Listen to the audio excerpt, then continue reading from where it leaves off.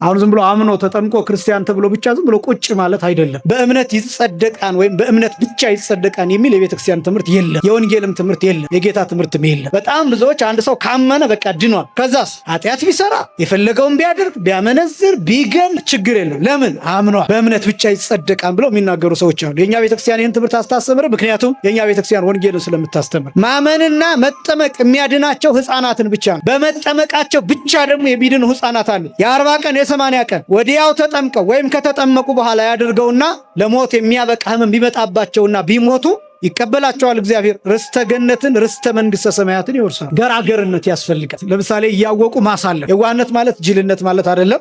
ሞኝነት ማለትም አይደለም። አለማወቅ ማለትም አይደለም። የዋህነት እያወቁ መተው፣ እየተረዳ ነው መተው፣ ስለሌሎች ይሁን ይጥቀማቸው ብሎ መተው ማለት ነው። ጌታ የዋህ ነው። በግ ተብሎም ይገለጣል። እንደ በግ ሊታረድ መጣ።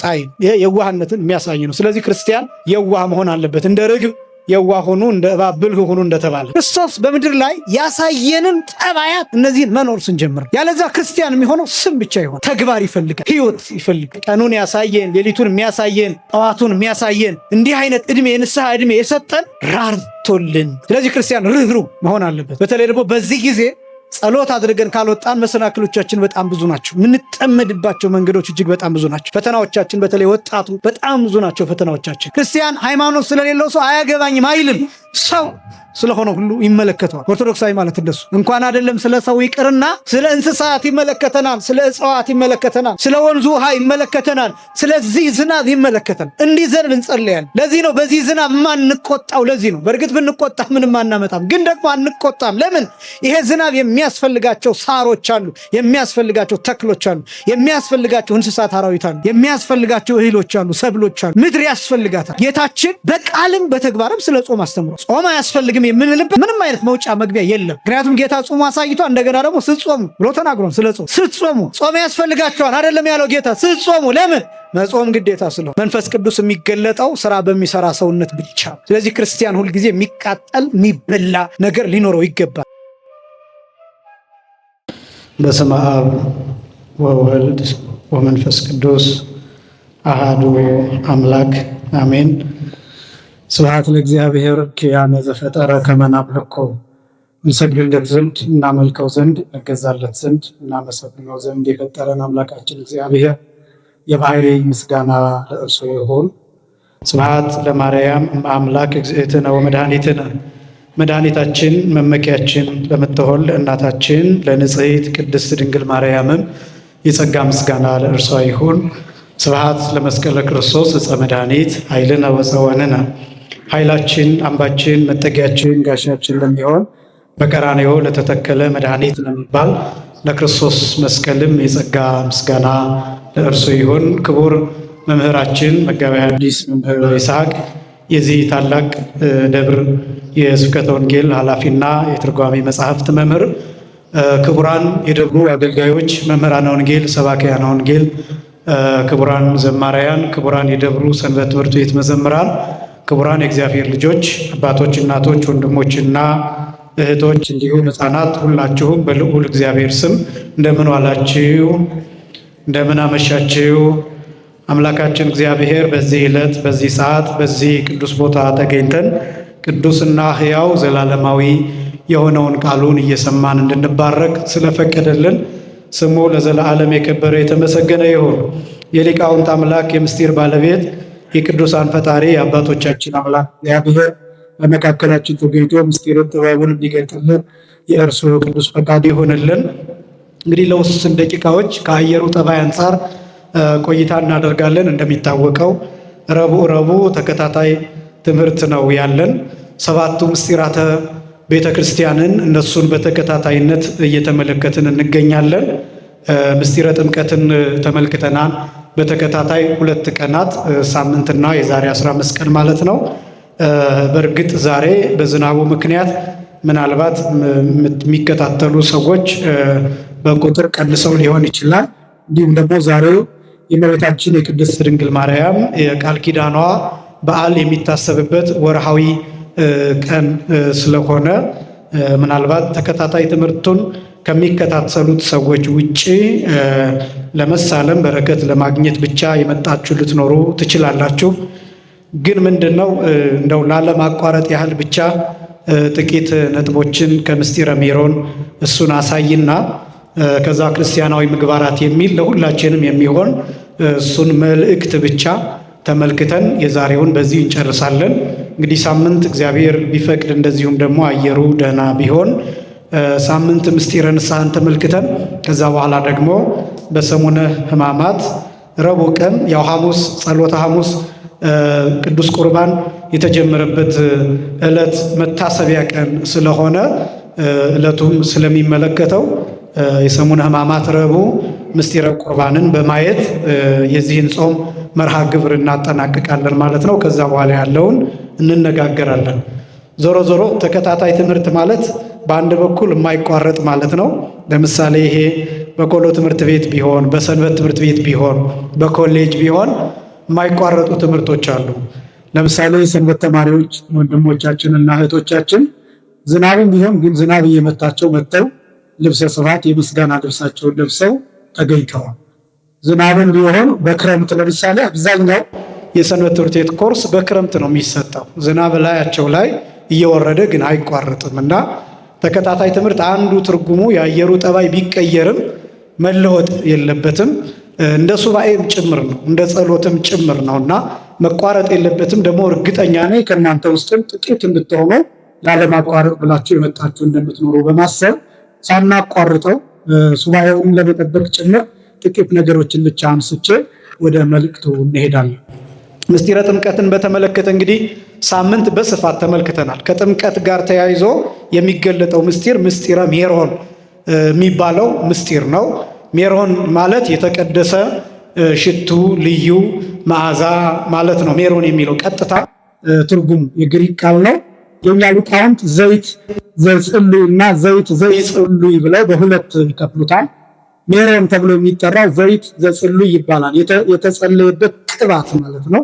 የተጸለየበት ዘይት ማለት ነው። ዘይት የሚለው የመጀመሪያ ትርጉሙ ወይራ ማለት ነው። ከዛ ከወይራ ደግሞ የሚወጣው ሳት ቅባት እሱ ዘይት ተብሎ ይታወቃል። ዘይት ዘጽሉይ ማለት የተጸለየበት ቅባት፣ የተጸለየበት ዘይት፣ የተጸለየበት ሜሮን ማለት ነው። ዘይጽሉይ ማለት ያልተጸለየበት ቅባት ማለት ነው። ይህ እንግዲህ ቅባ ቅዱስና ቅባ ሜሮን እያል የምንጠራ ነው። ይህንንም ማወቅ ይገባል። ብዙዎቻችን ቅባ ቅዱስና ቅባ ሜሮን አንድ የሚመስለን ሰዎች በጣም ብዙ ሰዎች አለን፣ ግን የተለያዩ ናቸው። ቅባ ቅዱስ ወይም ደግሞ ቅብዕ ቅዱስ ተብሎ የሚጠራው ከወይራ የሚገኝ ዘይት ነው። ያልተጸለየበት ነው። አገልግሎት ላይ የሚውለው ተጸልዮበት ነው። ደግሞ ያለው ቅባ ቅዱስ ወይም ቅብዕ ቅዱስ እየተባለ የሚጠራ ከወይራ የሚዘጋጅ ዘይት ነው። ያልተጸለየበት ነው። ያ ማለት ሲዘጋጅ ጸሎት ተደርጎበት አይደለም የሚዘጋጀው። ከዛ ይከፋፈላል። ከዛ እኛ ለድውያንን ለመፈወስ ዓላማ ይጸለይበትና ጸሎቱ ከተደረገበት በኋላ ጸሎት የተጸለየበት ያ ቅብዕ ቅዱስ ተብሎ ይጠራል። ከዛ የተጸለየበት ስለሆነ ቅዱስ ቅባት ተብሎ ይጠራል። እንደ ሜሮን ግን አይደለም። ለሜሮን ግን ሜሮን ራሱ ሲዘጋጅ ተጸለየበት ነው የሚዘጋጀው። ዝግጅቱ ራሱ በጸሎት ነው የሚዘጋጀው። ለምሳሌ በጥንቱ ጊዜ በግብፅ ሊቃነ ጳጳሳት እስክንድርያ ባሉ ሊቃነ ጳጳሳት በእነሱ ተዘጋጅተው ከኢትዮጵያ ከኛ ሀገር የሚሄዱ ሊቃነ ጳጳሳት አሉ፣ ተወክለው የሚሄዱ እነሱ ይሳተፋሉ በጸሎቱ። ፍልሃተ ሜሮን ይከናወናል። ያ ማለት ሜሮኑ ከብዙ እጽዋት ከልዩ ልዩ እጽዋት ተዘጋጅተው እንዲፈላ ይደረጋል። ከዛ ጸሎቱ ከተጠናቀቀ በኋላ ለየሀገራቱ ይከፋፈላል። ለምሳሌ ለኢትዮጵያ የሚደርሳትን የኢትዮጵያ ድርሻ የተወከሉት ሊቃነ ጳጳሳት ይዘው ይመጡና በቅዱስ ፓትርያርኩ አማካኝነት ለየሊቃነ ጳጳሳቱ ይከፋፈላል። ከዛ ሊቃነ ጳጳሳቱ ለየሀገረ ስብከታቸው ይዘው ይሄዳሉ። ለየሀገረ ስብከቱ ከዛ በየአጥቢያ ቤተክርስቲያኑ ይከፋፈላል። የሜሮን አሰራር እንደዛ ከሊቀ ጵጵስና ጋር የሚገናኝ ነው። የሚሰጠው በሊቀ ጳጳስ እጅ ብቻ ነው። ሜሮን በግለሰብ እጅ አይሰጥም። ለምሳሌ የዚህ አዲስ አበባ ሀገረ ስብከት ሊቀ ጳጳስ አሉ። አዲስ አበባ ሀገረ ስብከት ሊቀ ጳጳስ በሚያውቁ ብቻ በየአብያተ ክርስቲያናቱ ሜሮን ይከፋፈላል። ከዛ ያ ሜሮን በአስተዳዳሪው በኩል ለቄሰ ገበዙ ይደርሳል። ቄሰ ገበዙ የሚሾመው ቄሰ ገበዝ በመንበር ያስቀምጠዋል። መንበሩ ላይ ይቀመጣል። ለክርስትና ጊዜ፣ ለተክሊል ጊዜ፣ ካህናት በሚሾሙበት ጊዜ፣ ቅዳሴ ቤተክርስቲያን በሚከናወንበት ጊዜ፣ ነዋያተ ቅዱሳት በሚከብሩበት ጊዜ በእነዚህ ጊዜ ብቻ ሜሮን ይወጣል። ከዚህ ውጭ ሜሮን ለሌላ አገልግሎት አይውልም። የሚያዘውም በአጥቢያ ቤተክርስቲያን በቄሰ ገበዙ እውቅና ስር ሆኖ የሚቀመጠው መንበር ላይ ነው። ዕቃ ቤት አይቀመጥም፣ ግለሰብ ቤት አይቀመጥም። ሜሮን ከታቦት ጋር የሚቀመጥ ነው። ቦታው መንበር ነውና እጅግ በጣም የከበረ ነው። አመጣጡ እንዴት ነው የሚለውን እሱን ላሳያችሁ። ፍትሐ ነገሥቱ ቃል በቃል የሚለውን አንድምታ ትርጓሜው ፍትሐ ነገሥት አንቀጽ 3 ላይ እንዲህ ይላል። ቅዱሳን ሐዋርያት ዕፀ በለሳን ቆርጠው ቅርፊቱን ከትፈው በዕለተ ዓርብ ከጎኑ የፈሰሰ ደሙን የመስቀሉን የመግነዙን እጣቢ ጨምረው በአዲስ ሸክላ አድርገው በሰኔ 10 ቀን ጸለዩበት። በመንፈስ ቅዱስ እሳትነት ፈልቶ ሜሮን ሆነ ይላል።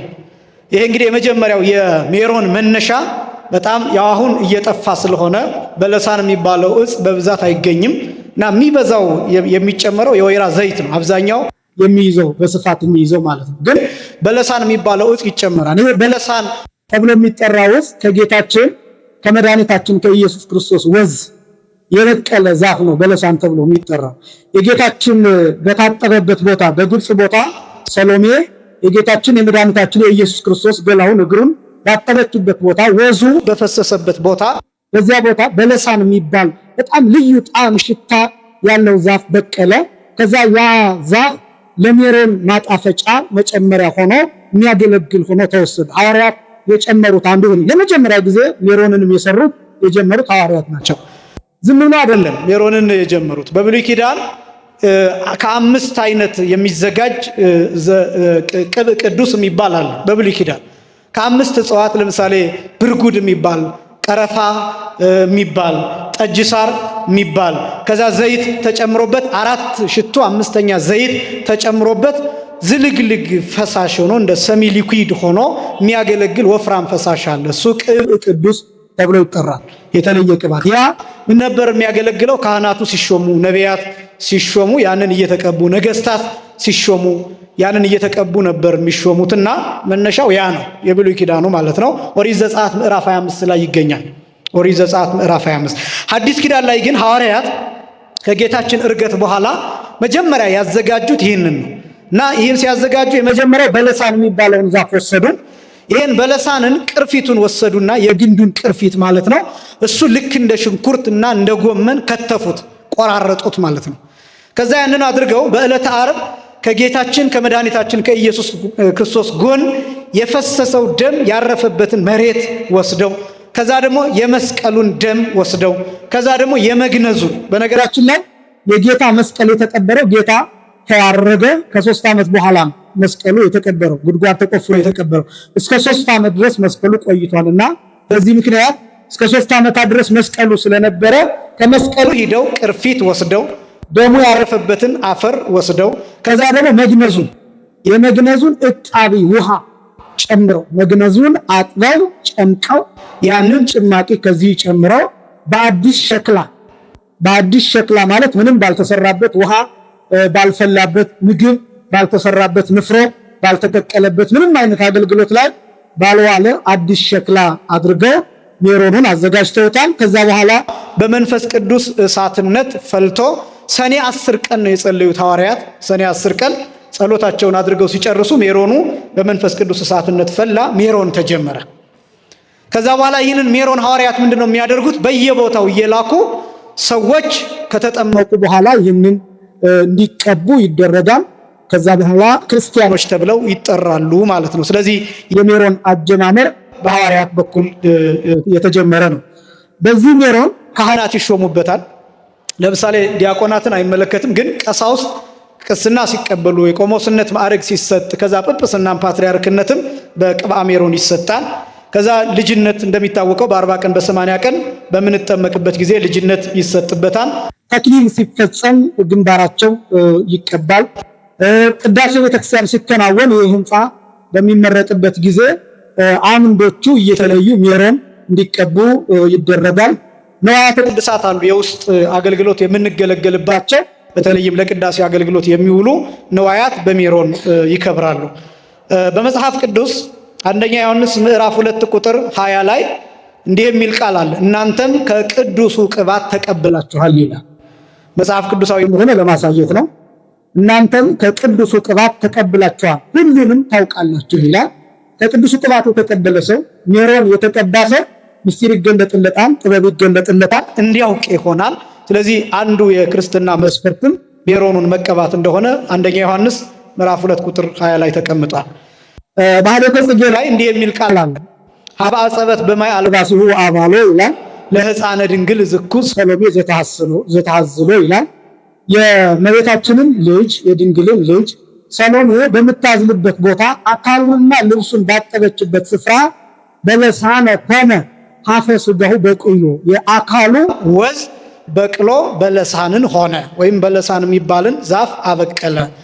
ሜሮን ቅብ ዘይቀድስ ኩሎ ለትምህርት በሀቤነ እስከ ዮም ሃሎ ሁሉን የሚቀድስ ሜሮንን ሆነ፣ ይሄውም ደግሞ ለምልክት እስከ ዛሬ ድረስ በእኛ ዘንድ አለ ብለን ደራሲው ባመሰገነው መሰረት እናመሰግናለን። ስለዚህ ሜሮን በዚህ መልኩ የመጣ ነው።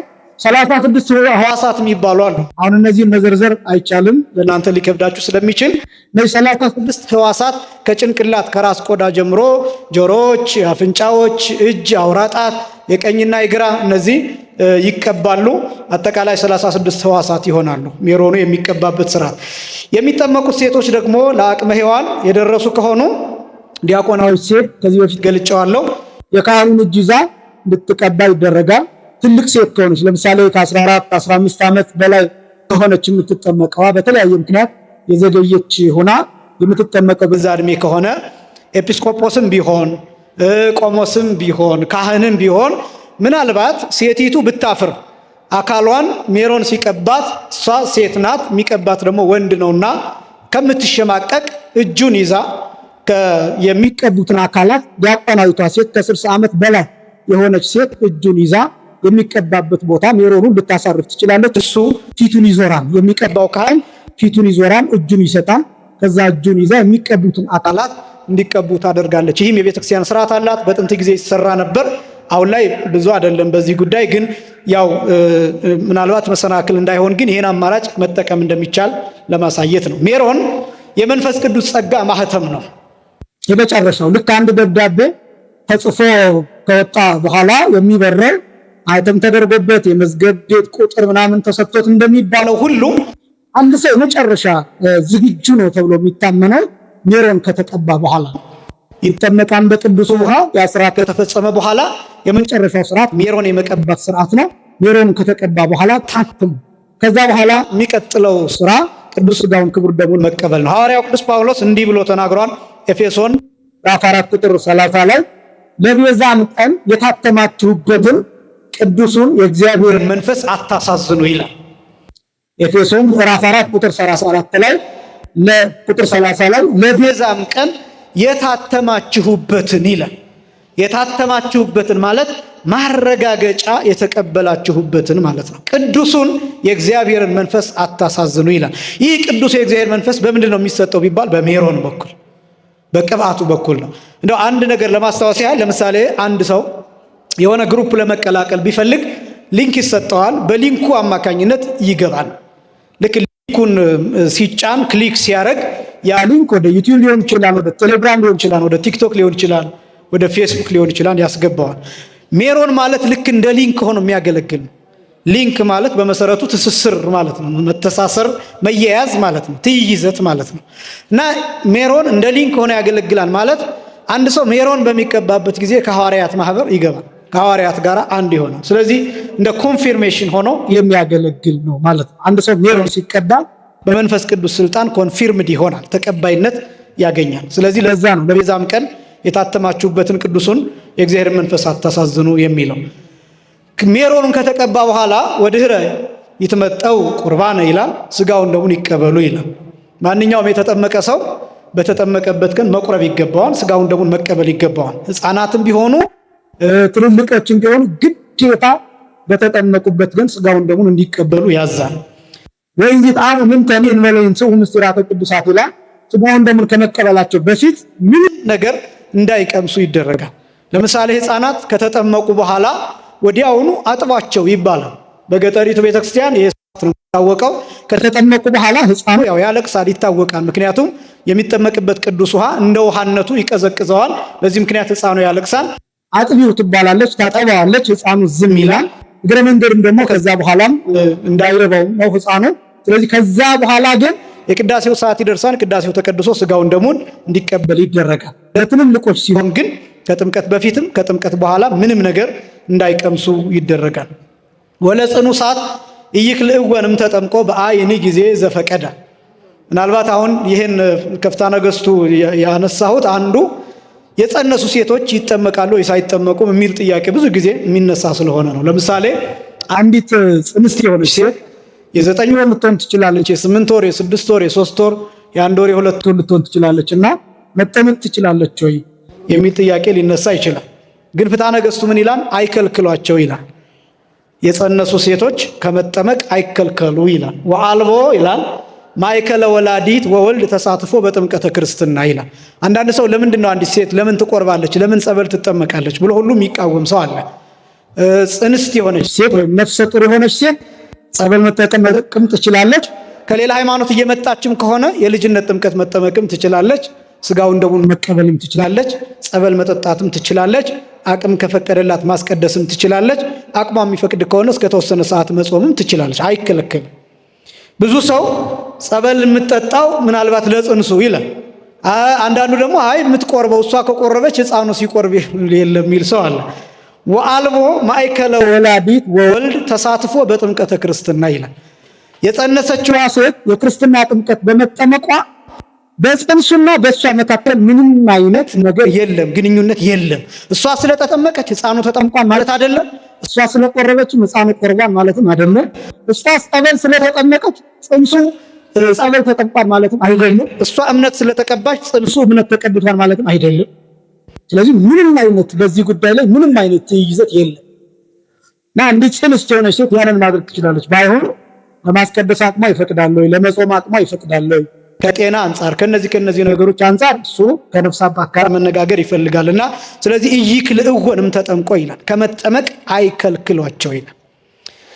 ለእመፈሩ በእንተ ሕፃን ሞተም ቅድመ ንጽሐ ለወላዲቱ እንደ ምህርሳ ሴትየዋ ከአራስነቷ ነፃ ሳትሆን ምናልባት ሕፃኑ ለሞት የሚያበቃ የሚያሰጋ ነገር ቢገጥማቸው ያብእዎ ውስተ ቤተክርስቲያን ወያጥምቅዎ ምስለ ካሊታ ሞግዚቷን ይዘው እንዲጠመቅ ይደረግ ከ40 ቀን በታች ወይም ከ80 ቀን በታች። እንግዲህ ከዚህ በኋላ ክርስቲያናዊ ምግባራት የሚባሉ አሉ። አሁን እኛ እንደ ሌሎቹ ማመን መጠመቅ ካልን በኋላ መስራት የሚል ይሄን ትምህርት እናስተምራለን። የወንጌል ትምህርት ስለሆነ የጌታ ትምህርት ስለሆነ አሁን ዝም ብሎ አምኖ ተጠምቆ ክርስቲያን ተብሎ ብቻ ዝም ብሎ ቁጭ ማለት አይደለም። በእምነት ይጸደቃን ወይም በእምነት ብቻ ይጸደቃን የሚል የቤተክርስቲያን ትምህርት የለም። የወንጌልም ትምህርት የለም። የጌታ ትምህርትም የለም። አሁን ይህን ማስቀመጥ ያስፈልገው ለምንድን ነው? በጣም ብዙዎች አንድ ሰው ካመነ በቃ ድኗል። ከዛስ ኃጢአት ቢሰራ የፈለገውን ቢያደርግ ቢያመነዝር ቢገል ቢሰጥ ችግር የለም። ለምን? አምኗል። በእምነት ብቻ ይጸደቃል ብለው የሚናገሩ ሰዎች አሉ። የኛ ቤተክርስቲያን ይህን ትምህርት አስታስተምር። ምክንያቱም የኛ ቤተክርስቲያን ወንጌልን ስለምታስተምር። ክርስቲያናዊ ምግባራት ለምሳሌ ፍቅር እንዲኖረን ጌታችን መድኃኒታችን ኢየሱስ ክርስቶስ አዟል። የዮሐንስ ወንጌል ምዕራፍ 15 ቁጥር 12 ላይ በበይናቲክሙ ተፋቀሩ ዛቲ ኢቲ ትእዛዜ፣ ይህች የኔ ትእዛዝ ናት፣ እርስ በርሳችሁ ተዋደዱ ብሎ ተናግሯል። ማይዋደድ ሰው የሚጣላ ሰው ኃጢአት ይሰራል ማለት ነው። ስለዚህ ክርስቲያን አይባልም ማለት ነው። ከክርስትና ሕግ ይወጣል፣ ከክርስትና ማህበር ይወጣል፣ ከማህበረ በኩር ይወጣል፣ ከጌታ ይለያል። ፍቅር የሌለው ሰው ክርስቶስን አያውቅም፣ እግዚአብሔርን አያውቅም። በዚህ ምክንያት 30 ጊዜ ያመነና የተጠመቀ ቢሆን ማመኑና መጠመቁ ብቻ አያድኑ። ማመንና መጠመቅ የሚያድናቸው ሕፃናትን ብቻ ነው። ልብ በሉ። ማመንና መጠመቅ ብቻ የሚያድናቸው ሕፃናትን ብቻ ነው። ሕፃናት በማመናቸውና በመጠመቃቸው ብቻ። በማመናቸው ሲባል የትኛውን ዕድሜ የሚመለከተው ቢባል ለምሳሌ ከ7 ዓመት በኋላ ያሉ ሕፃናት አሉ፣ ኃጢአት የማይሰሩ ሕፃናት አሉ። እነዚህ ሕፃናት በማመናቸው ብቻ የሚድኑ ሕፃናት አሉ። በመጠመቃቸው ብቻ ደግሞ የሚድኑ ሕፃናት አሉ። የ40 ቀን የ80 ቀን ወዲያው ተጠምቀው ወይም ከተጠመቁ በኋላ ያደርገውና ለሞት የሚያበቃ ሕመም ቢመጣባቸውና ቢሞቱ ይቀበላቸዋል እግዚአብሔር። ርስተ ገነትን ርስተ መንግሥተ ሰማያትን ይወርሳሉ። ስለዚህ እነዚህ በመጠመቃቸው ብቻ የሚድኑ የሚባሉት ሕፃናት ብቻ ናቸው እንጂ ለትልልቆቹ በማመን ብቻ በመጠመቅ ብቻ መዳን የሚባል ትምህርት የለም። ብቻ ነው ያልኩት። በማመንና በመጠመቅ ላይ ክርስቲያናዊ ምግባርን መጨመር ያስፈልጋል። አንደኛው ፍቅር ነው። የዮሐንስ ወንጌል ምዕራፍ 15 ቁጥር 12 ላይ። ሁለተኛ ትዕግስት። ለምሳሌ ቅዱስ ሉቃስ ወንጌል ጌታ ራሱ ሲያስተምር የሉቃስ ወንጌል ምዕራፍ 21 ቁጥር 19 ላይ እንዲህ ይላል፣ በመታገሳችሁ ነፍሳችሁን ታገኛላችሁ ይላል። ማንም ያመነ ሰው የተጠመቀ ሰው ትዕግስት ከሌለው በብዙ መልክ ነው ትዕግስት የሚባለው። ለሰማዕትነት ብቻ አይደለም ትዕግስት፣ ለማስቀደስ ትዕግስት ያስፈልጋል፣ ለጾም ትዕግስት ያስፈልጋል፣ ለጸሎት ትዕግስት ያስፈልጋል፣ ለመታዘዝ ትዕግስት ያስፈልጋል። እንዲህ በእናንተ ሁኔታ ሁሉ ለመቆየት ትዕግስት ይፈልጋል። የእግዚአብሔርን ቃል ለመስማት ትዕግስት ይፈልጋል። ይሄ ራሱ ክርስቲያናዊ ምግባር ተብሎ ከሚጠሩት አንዱ ነው። መጠበቅ ማለት ነው፣ መጽናት ማለት ነው፣ መቆየት። እንደውም በወንጌል የተገለጠው የሚያስፈራው ቃል ወዛ አዝለፈ ትዕግስቶ ውእቱ ይድን፣ ትዕግስቱን ያበዛ እስከ ፍጻሜው የታገሰ እሱ ይድናል ተብሎ የተጻፈው። ትዕግስት ያስፈልጋል በክርስቲያን ሕይወት ውስጥና መጠመቅ ብቻ አይደለም፣ ማመን ብቻ አይደለም፣ ፍቅር ያስፈልጋል። ከዛ ትዕግስት ያስፈልጋል። ሶስተኛ ትህትና ያስፈልጋል። ትህትና የሌለው ክርስቲያን፣ ራሱን ያላዋረደ ራሱን ባዶ ያላደረገ ክርስቲያን ገነት መንግሥተ ሰማያት መግባት አይችልም። በነገራችን ላይ ቅዱሳን በቅድስና ማዕረግ የሚታዩት አንዱ ትህትና ካላቸው ነው። ለምሳሌ ወንጌል ላይ የማቴዎስ ወንጌል ምዕራፍ 5 ከቁጥር 2 ጀምሮ በመንፈስ ድሆች የሆኑ ብፁዓን ናቸው የሚል ቃል የመጀመሪያው የብፁዓን ሕግ ተብሎ የሚታወቀው ይሄ ነው። ይሄ የትህትና ሕግ ነው። በመንፈስ ድሆች የሆኑ ማለት ራሳቸውን ዝቅ ያደረጉ ትሁታን የሆኑ ማለት ነው። ትሁታን ያልሆኑ ሰዎች በነገራችን ላይ ጸጋ አይቀበሉ። እንዲህ ነው የሚለው እመቤታችን በጸለየችው ጸሎት ላይ ቅዱስ ያዕቆብም እንደተናገረው ያዕቆብ መልእክት ምዕራፍ 4 ቁጥር 6 ላይ ለትሁታን ግን ጸጋን ይሰጣል ይላል። የያዕቆብ መልእክት ምዕራፍ 4 ቁጥር 6 ላይ ለትሁታን ግን ጸጋን ይሰጣል። ተመሳሳይ ቃል አንደኛ ጴጥሮስ ምዕራፍ 5 ቁጥር 5 ላይ ለትሁታን ጸጋ እንደሚሰጥ ቅዱስ ጴጥሮስ ይናገራል። ስለዚህ ትህትና ያስፈልጋል። ሶስተኛ አራተኛ የዋሃት ያስፈልጋል። ገራገርነት ያስፈልጋል። ገራገርነት ለምሳሌ እያወቁ ማሳለፍ። የዋህነት ማለት ጅልነት ማለት አይደለም፣ ሞኝነት ማለትም አይደለም፣ አለማወቅ ማለትም አይደለም። የዋህነት እያወቁ መተው፣ እየተረዳ ነው መተው፣ ስለ ሌሎች ይሁን ይጥቀማቸው ብሎ መተው ማለት ነው። ለምሳሌ ጌታ በማቴዎስ ወንጌል ምዕራፍ 11 ቁጥር 29 ላይ እኔ የዋህ በልቤም ትሁት ነኝና ከኔ ተማሩ ብሎ እኔ የዋህ በልቤም ትሁት ነኝና ብሎ ይናገራል። ጌታ የዋህ ነው፣ በግ ተብሎም ይገለጣል። በትንቢተ ኢሳይያስ ምዕራፍ 53 ቁጥር 5 ላይ መጻ ከመበግ ይጠባህ ይላል፣ እንደ በግ ሊታረድ መጣ ይላል። ይሄ የዋህነትን የሚያሳይ ነው። ስለዚህ ክርስቲያን የዋህ መሆን አለበት። እንደ ርግብ የዋህ ሆኑ፣ እንደ እባብ ብልህ ሆኑ እንደተባለ። አራተኛ አምስተኛ ክርስቲያን ርህሩህ መሆን አለበት። እነዚህ ነገሮች መጨመር አለበት። ምክንያቱም ክርስቶስን የምንመስበት ነው። ጥምቀት ማለት ክርስቶስን መልበስ ነው። አዲሱን ሰው መልበስ ነው። አሮጌውን ሰው ማስወገድ። አሮጌውን ሰው አስወግደን አዲሱን ሰው እንደለበስን ክርስቶስን እንደለበስን የሚታወቀው ክርስቶስ በምድር ላይ ያሳየንን ጠባያት እነዚህን መኖር ስንጀምር ነው። ያለዛ ክርስቲያን የሚሆነው ስም ብቻ ይሆናል። ተግባር ይፈልጋል፣ ህይወት ይፈልጋል፣ የሚረጋገጥ የሚያዝ የሚጨበጥ የሚዳሰስ ነገር ይፈልጋል። ለምሳሌ አንደኛ ጴጥሮስ ምዕራፍ 3 ቁጥር 8 ላይ እንዲህ ይላል፣ ርኅሩኆችና ትሑታን ሁኑ ይላል። ክርስቲያን ይህን ያደርጋል። ርኅሩህ ማለት ማዘን ማለት ነው። ስለ ሌሎች መጨነቅ ማለት ነው። በሌላው ህይወት ተገብቶ ስለ ሌላው መኖር ማለት ነው። ክርስቲያን ርኅሩህ ካልሆነ ይገላል፣ ያጠፋል፣ ያሳድዳል፣ ያፈናቅላል። ርኅራኄ ያስፈልጋል። እኛ ራርቶልን ነው አሁን እዚህ መቆም የቻልነው፣ እዚህ መቀመጥ የቻልነው ራርቶልን ነው። የራራልን አምላካችን እግዚአብሔር በእውነት ስሙ የተመሰገነ ይሁን። ራርቶልን ነው በፊቱ መቆም የቻልነው። ይህን ጊዜ አካል ያሳየን፣ ቀኑን ያሳየን፣ ሌሊቱን የሚያሳየን፣ ጠዋቱን የሚያሳየን እንዲህ አይነት እድሜ የንስሐ እድሜ የሰጠን ራርቶልን ነው። ስለዚህ ክርስቲያን ርኅሩህ መሆን አለበት። አንደኛ ጴጥሮስ ምዕራፍ 3 ቁጥር 8 ላይ ሌላው ምህረት ያስፈልገዋል። ርኅራኄና ምህረት ሁለቱ የሚለያዩት ርኅራኄ የሚባለው ለሁሉ ማዘን ነው። ምህረት የሚባለው ይቅርታ ማድረግንም ጭምር ይጨምራል። ተበድሎ ይቅርታ ማድረግ፣ በድሎ ይቅርታ የሚለውን ዲፋይን ሲያደርጉ የኛ ሊቃውንት ምህረት የሚባለው ተበድሎ ይቅርታ፣ በድሎ ማሩኝታ ይላል። የበደለ ሰው ማረኝ ማሪኝ ብሎ ይቅርታ መጠየቅ መቻል፣ የተበደለ ሰው ደግሞ ይቅርታ አድርጌልሃለሁ ብሎ ይቅርታ ማድረግ መቻል ምህረት የሚባለው ይሄ ነው። ይሄ ስጋዊ፣ መንፈሳዊ፣ ነፍሳዊ ተብሎ በሁለት ይከፈላል። ስጋዊ ምህረት፣ መንፈሳዊ ምህረት፣ ነፍሳዊ ምህረት እየተባለ ይጠቀሳል። የትንቢተ ሆሴዕ ምዕራፍ 6 ቁጥር 6 ላይ ትንቢተ ሆሴዕ ምዕራፍ 6 ቁጥር 6 ጌታም በማቴዎስ ወንጌል ምዕራፍ 12 ጠቅሶ ከመስዋዕት ይልቅ ምህረትን እወዳለሁ። ከመስዋዕት ይልቅ፣ ከጧፍ ይልቅ፣ ከሻማ ይልቅ፣ ከመባ ይልቅ። ይሄ እንዲያውም በጣም በቀጥተኛው ሲተረጎም ከመስዋዕት ይልቅ ማለት ቅዳሴ ከሚቀደስ ሰዎች ይቅርታ አድርገው ለዕለቱ ቅዳሴ ቢታጎል ይሻላል። ሁሉም ተጣልቶ ከሚቀድስ፣ ሁሉም ተጣልቶ ከሚያስቀድስ፣ ሁሉም ቂም ይዞ ከሚቀድስ፣ ሁሉም ቂም ይዞ ከሚያስቀድስ ቅዳሴው ታጉሎ ይቅርታ ተጠያይቀው በዕለቱ ቅዳሴው ቀርቶ በማግስቱ በፍቅር ቢቀድሱት ይሻላል። ከመስዋዕት ይልቅ ምህረትን እወዳለሁ ማለት ይሄ ነው።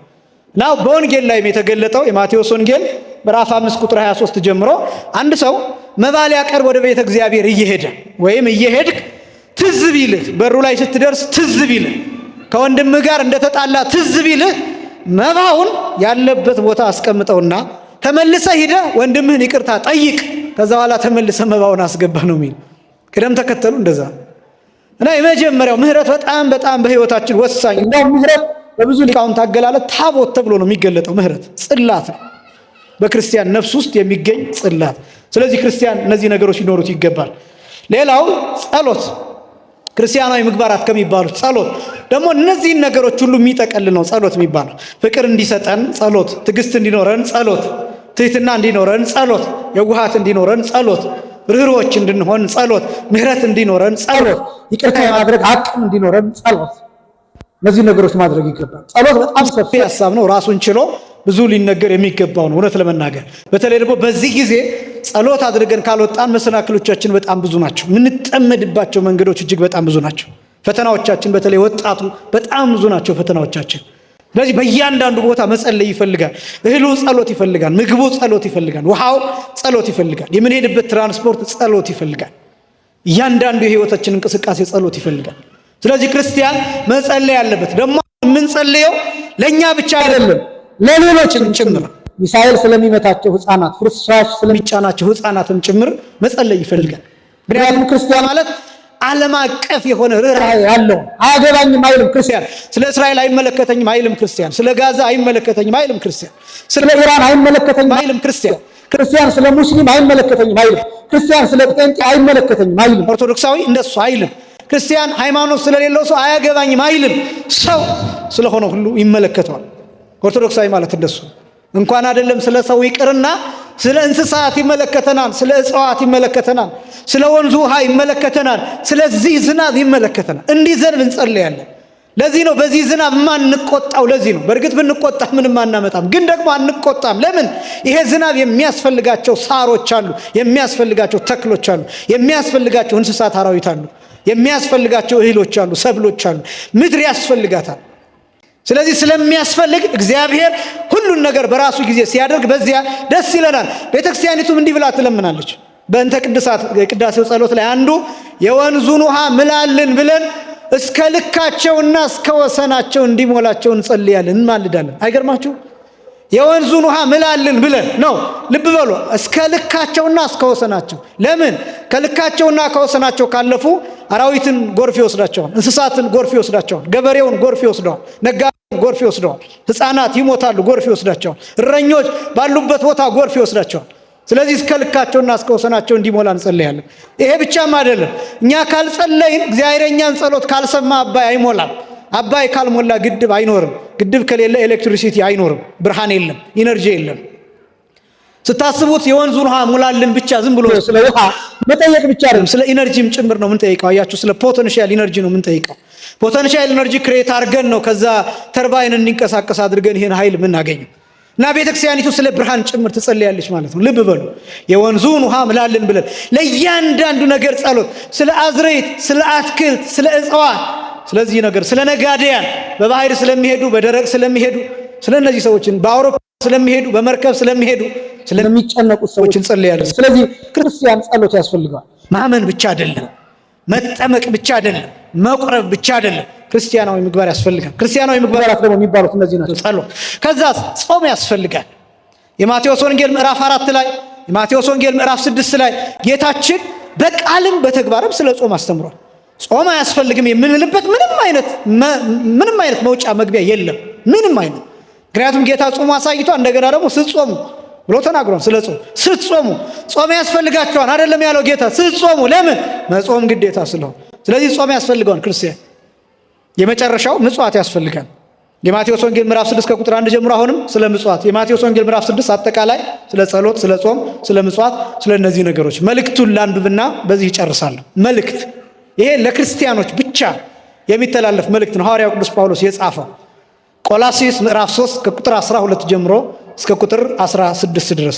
ለምንድን ነው ይሄን መልእክት ማሳየት ያስፈለገው? ምእመናን አሁን ስለ ጥምቀት ብቻ ስለ ምስጢሩ ብቻ ተናግሮ ማመንና መጠመቅ ስለሚለው ምስጢር ብቻ ተናግሮ ዝም እንዳይባል ነው። የሚያስፈልገው ምን እንደሆነ ነው። ከዚህ በፊት በምሳሌ የተናገርኩት ልክ እንደ ክብሪት እሳት፣ አንድ የክብሪትን እሳቱን ከጫርነው በኋላ እናቀጣጥላለን። ከዛ በኋላ ግን የሚቀጣጠል ነገር ያስፈልጋል። ሻማው ሲያልቅ እሳቱ ይጠፋል። ጧፉ ሲያልቅ እሳቱ ይጠፋል። ገለባው፣ እንጨቱ ወይም ኩራዙ የሚበላው ነገር ሲያልቅ እሳቱ ይጠፋል። ስለዚህ በክርስቲያን ሕይወት ምን ጊዜም እሳቱ የሚበላው ነገር መኖር አለበት። ሁልጊዜ እሳት የሚታየው በሚበላው ነገር ብቻ። መንፈስ ቅዱስ የሚገለጠው ስራ በሚሰራ ሰውነት ብቻ ነው። ስለዚህ ክርስቲያን ሁልጊዜ የሚቃጠል የሚበላ ነገር ሊኖረው ይገባል። እሱም ደግሞ ምግባር። ይህም ደግሞ ማሰሮውን ከዘይቱ ጋራ የያዘ ክርስቲያን ማለት ነው። ባዶ ማሰሮ ከያዘ አይነድም። ሙሽራውን በመጣ ጊዜ በር ይዘጋበታል። ምክንያቱም ዘይት ፍለጋ ስለሚሄድ ሙሽራውን የሚያገኙት ዘይቱን ከማሰሯቸው ጋር የያዙት ብቻ። ስለዚህ ክርስቲያን ሁልጊዜ የተዘጋጀ ዘይትና የተዘጋጀ ማሰሮ ሊኖረው ይገባል። መልእክት እንግዲህ እንደ እግዚአብሔር ምርጦች ቅዱሳን ሆናችሁ ይላል። ክርስቲያን ቅዱስ ተብሎ ይጠራል። የሚለየውም ቅዱስ ለመሆን ነው። የሚጠመቀውም ቅዱስ ለመሆን ነው። የሚያምነው ቅዱስ ለመሆን ነው። የሚቆርበው ቅዱስ ለመሆን ነው። ንስሐ የሚገባውም ቅዱስ ለመሆን ነው። ምርጥ ለመሆን ነው። እንግዲህ እንደ እግዚአብሔር ምርጦች ቅዱሳን ሆናችሁ የተወደዳችሁም ሆናችሁ ምሕረትን፣ ርኅራኄን፣ ቸርነትን፣ ትህትናን፣ የዋህነትን፣ ትዕግስትን ልበሱ። አስቀድሜ የገለጥኳቸው እነዚህ ናቸው። ቆላስይስ ምዕራፍ 3 ቁጥር 12 እስከ ቁጥር 16። እንግዲህ እንደ እግዚአብሔር ምርጦች ቅዱሳን ሆናችሁ የተወደዳችሁም ሆናችሁ ምሕረትን፣ ርኅራኄን፣ ቸርነትን፣ ትህትናን፣ የዋህነትን፣ ትዕግስትን ልበሱ። እርስ በእርሳችሁ ትዕግስትን አድርጉ። ማንም በባልንጀራው ላይ የሚነቅፈው ነገር ካለ ይቅር ተባባሉ። በቃ ክርስቲያን ይሄን ነው የሚያደርገው። የምትነቃቀፉበት ነገር ቢኖር ይቅር ተባባሉ። ክርስቶስ ይቅር እንዳላችሁ እናንተ ደግሞ እንዲሁ አድርጉ። ክርስቲያን ይህን ነው የሚያደርገው። በእነዚህም ሁሉ ላይ የፍጻሜ ማሰሪያ የሆነውን ፍቅርን ልበሱት። ምክንያቱም ፍቅር የተባለው ራሱ ክርስቶስ ስለሆነ ክርስቲያን ማለት አዲሱን ሰው የለበሰ ክርስቶስን የለበሰ ማለት ስለሆነ፣ ስለዚህ ፍቅርን ልበሱት ማለት ክርስቶስን ልበሱት። በአንድ አካልም የተጠራችሁለት ደግሞ የክርስቶስ ሰላም በልባችሁ ይግዛ፣ የምታመሰግኑም ሁኑ። ቆላስይስ ምዕራፍ 3 ቁጥር 12 እስከ ቁጥር 16 ድረስ ያለ ክፍል ነው። ክርስቲያን ያመነ ብቻ የተጠመቀ ብቻ ሜሮን የተቀባ ብቻ ሳይሆን ክርስቲያናዊ ምግባር ያለው እርሱ ክርስቲያን ተብሎ ይጠራል። ምስጢረ ንስሐን ሳምንት እንመለከታለን። ከዛ በኋላ ምስጢረ ቁርባንን ተመልክተን ሌሎቹን ምስጢራት እንግዲህ እንደ ሁኔታው ከዛ በኋላ ባለው ጊዜ የምንነጋገር ይሆናል። ክርስቲያኖች ሆነን ክርስቲያናዊ ስራ ሰርተን ንስሐ ገብተን ቅዱስ ሥጋውን ክቡር ደሙን ተቀብለን አምላካችን እንደሚወደው እንድንኖር የአምላካችን ቅዱስ ፈቃድ ይሆንልን። የሳምንት ሰዎች ይበለን። ያስተማረን የአባቶቻችን አምላክ እግዚአብሔር ይክበር ይመስገን። ወስብሐት ለእግዚአብሔር።